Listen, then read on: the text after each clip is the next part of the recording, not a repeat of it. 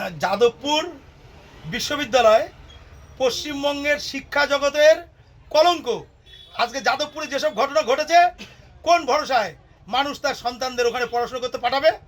ওটা কি পড়াশোনা করার জায়গা না উচ্ছৃঙ্খলতার জায়গা? আজকে রাজ্যের মন্ত্রীর সঙ্গে ওখানে যে আচরণ হয়েছে, অন্য অন্য তাদের সহপাঠীদের সঙ্গে যে আচরণ, মারপিট করা হয়েছে, আজকে প্রত্যেকের জীবন বিপন্ন। আজকে অধ্যাপকদের মারধর করা হয়েছে।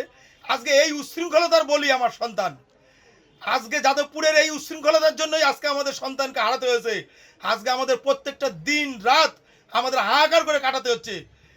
যাদবপুর আমার সন্তানকে ফিরিয়ে দিতে পারবে? এইসব উচ্ছৃঙ্খল ছেলে পেলে যা করছে, আবার যদি আমার সন্তানের মতো একটা সন্তান মারা যায়, তার দায় কে নেবে? অত্যন্ত বাংলার শিক্ষা জগতে যাদবপুর কলঙ্কজনক অধ্যায়। যাদবপুর বিশ্ববিদ্যালয়কে ধিক্কার জানাই।